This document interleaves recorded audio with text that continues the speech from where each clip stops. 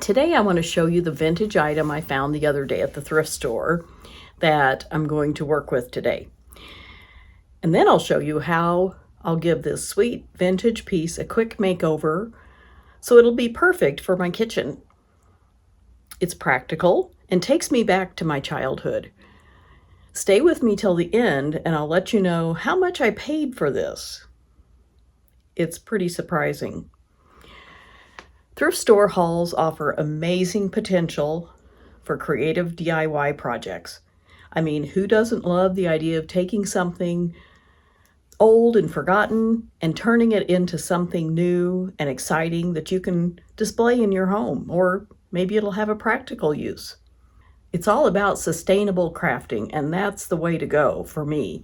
I love taking something that might have ended up in the landfill and repurposing it and making it new again.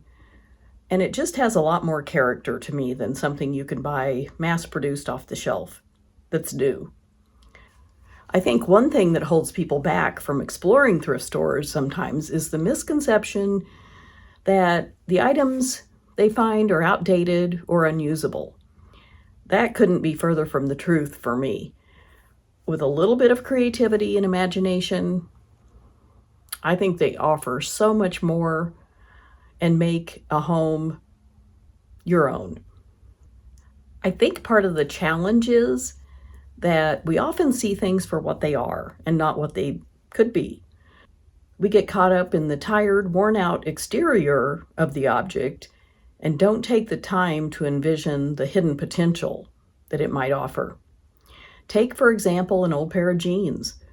To most people, they're just a worn-out piece of clothing that are ready for the donation bag or to just throw in the trash. But to someone who loves a good DIY challenge, they might become a sturdy quilt or a funky pair of shorts, or maybe even a stylish bag. So let's get to the fun part. This is enough chit-chat. I want to show you the piece that I found at the thrift store. You ready? You ready to see it? I'm teasing. Okay, here it is.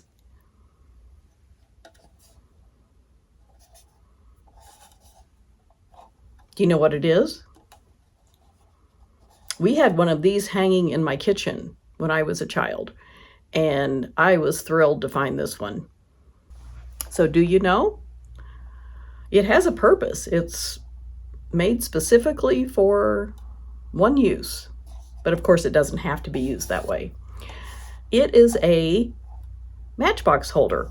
You can put a large box of matches that you strike inside here, pull the lid up so that at the bottom the matchbox has a small opening and the loose matches fall out and you just reach in there and grab one. But I don't have a large matchbox. I mean, you can buy them, but I have these little ones that I've painted, and it has the striking edge on it. You can just put the loose matches right in there. Just like that. And you just get one, and you could keep the little box handy with the striking edge. I'm going to show you how this works in case you've never seen it. Woohoo, look at that. It lights the match. And you could also just keep your little matches, or even, you could even keep some of these matchbooks that you get at a restaurant. Just drop them in there so that you know where your matches are. If you use candles, or if you smoke, whatever. If you need a match, this is a matchbox holder, and I think it's great. When I was growing up, we had a gas stove, and we had to use a match to light it. We'd turn the knob to like a low setting, and then we would light a match and hold it there because the gas was coming up at the burner, and it would light that burner so that you could cook. But we had our matchbox holder hanging on the wall near the stove so that we knew exactly where to find a match when we needed to cook and turn on the stove. I just love the shape of it. It's a cool little box.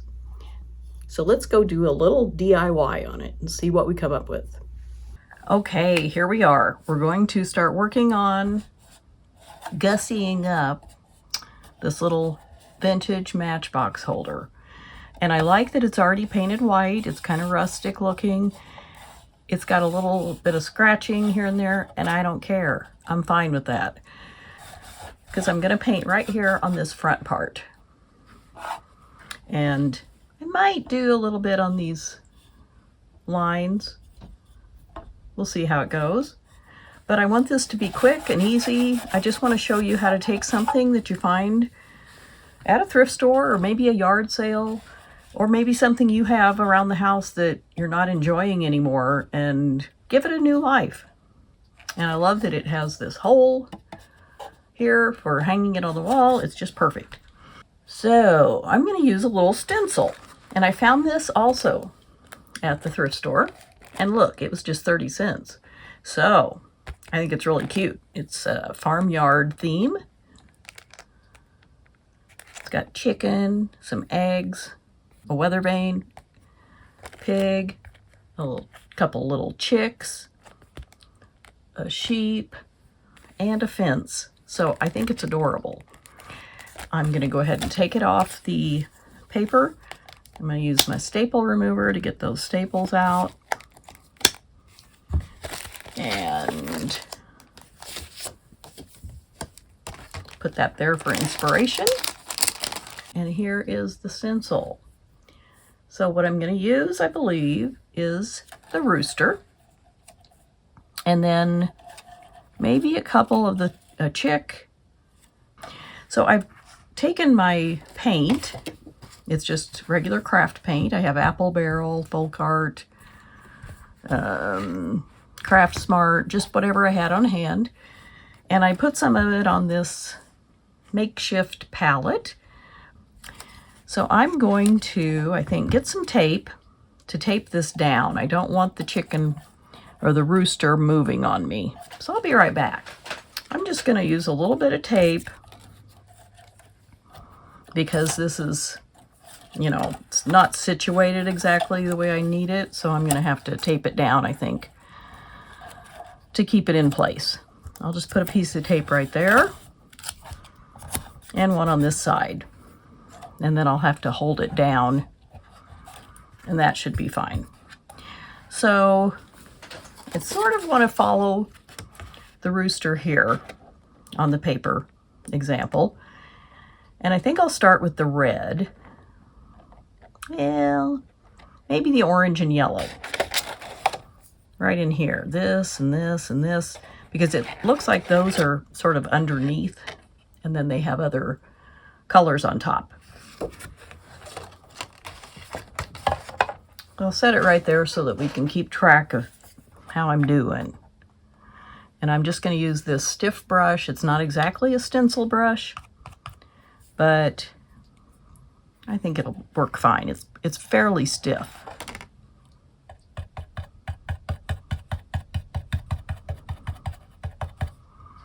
And I want this to be very rustic looking. I don't do perfect, as I've probably said before. So I'm just going to give it a little bit of orange underneath, and then I'm going to add colors on top. I'll rinse that off, use my rag, wipe out my brush a little bit. Now I'm going to add a little bit of yellow. And I'll just tap off a little of that. Add it in there with the orange. Give it a little bit more of a lighter look. Go over the orange a little bit.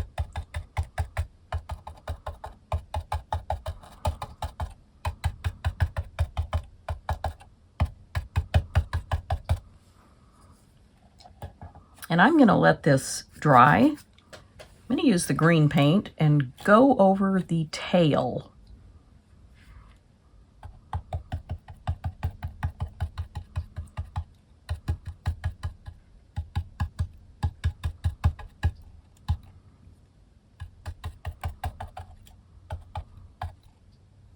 and put a little bit there on his chest. I want a little bit of the white to show through. Now we will move on to the red. Okay, and I'm just going to give it, just following this picture, sort of attempt to make it similar to his feet.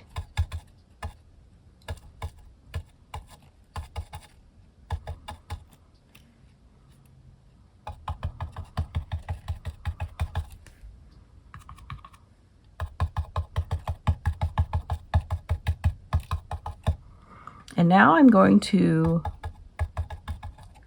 move up to the head, and I'll get a little bit more paint since it looks like the comb and the beak and the wattle are more red.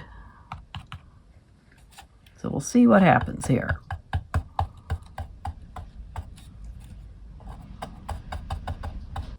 So I think that's enough red, and I'm going to pick up a little bit more orange and just dab over a little bit.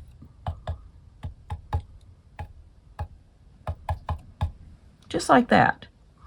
But I'm going to wait until this has dried a little bit before I remove the stencil. Okay, I found a black Uniball grip 0.7 pen, and it's kind of like a marker. So I'm just gonna do a little dot, kind of like I need for the rooster's eye right here on the back. Yeah, that'll work. See that little bitty dot? That's what I want. I just want something that shows an eye. And I took the stencil off, as you can see, and I think it worked out fine. It's not perfect, but I don't want it to be perfect. Stencils are a little tricky, and I think it's fine. So I'm going to give it an eye right about there. And I think it resembles a rooster. It's not as perfect as this one on the picture, but it's okay. I like it. So I'm going to take my tape off of the stencil. Maybe I'll just use one of these little chicks. Just one chick. Hanging around with Dad. And I'm just going to tape it in one spot. And I'm just going to use a little bit of yellow. Here's the chick. And then a tiny bit of orange for the legs, and I'll give it an orange beak.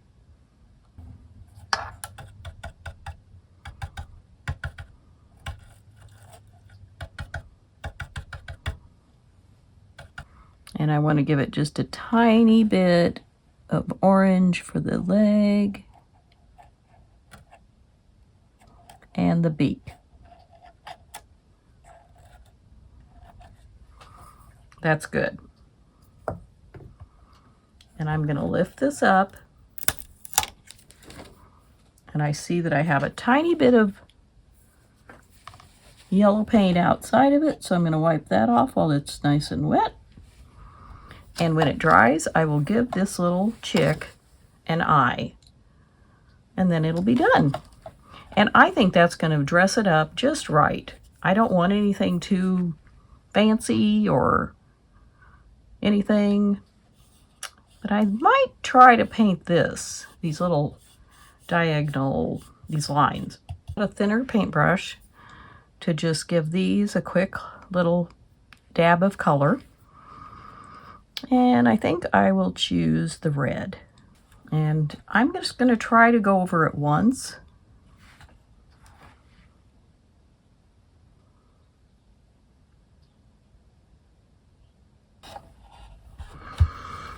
And for now, I think that's good. I may try to touch it up a little if I think I need to, but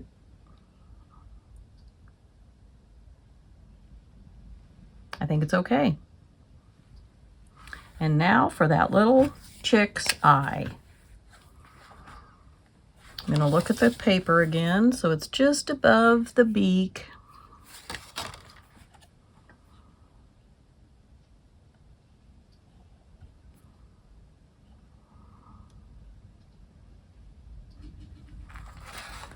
And it's tiny, but that's okay. So is the chick.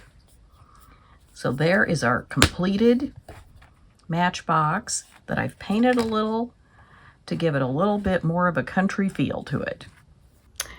I hope you enjoyed that little craft. It was quick and easy and amateur. That's me. I'm not a pro, but I enjoy doing all of the crafting projects I do. And I don't care that they're not perfect. Doesn't bother me. I'm fine with it. As promised, now I'm going to tell you how much I paid for this vintage matchbox holder. Are you ready? Just a quarter. 25 cents. Can you see why I was so excited to find it? I was thrilled. So if you like this project, please give this video a thumbs up and subscribe if you haven't already. I would really appreciate that. And this is just one of my thrift store finds. I shop at the thrift store generally once a week. I used to go more, but I tend to find too much stuff, so I have to make myself back off a little bit from that. And I have a lot of things. I have things that I plan to work on similar to this. If you'd like to see more of this kind of craft DIY video, let me know. Leave me a comment. I really love thrift stores, and I love vintage items even more. And they just are a lot more affordable at the thrift store than at an antique mall, for instance. And I hope you're inspired to get creative and fix up something in your house, or maybe go shopping looking for something that you could repurpose and get creative with, because you can use these unique pieces from the thrift store for rustic home decor or one-of-a-kind fashion statements. They have everything. So take a trip to your local thrift store if that's your thing, if you enjoy doing it, and see what hidden gems you can find. And share with us in the comments how you'll use them. And I'll see you next time. Bye.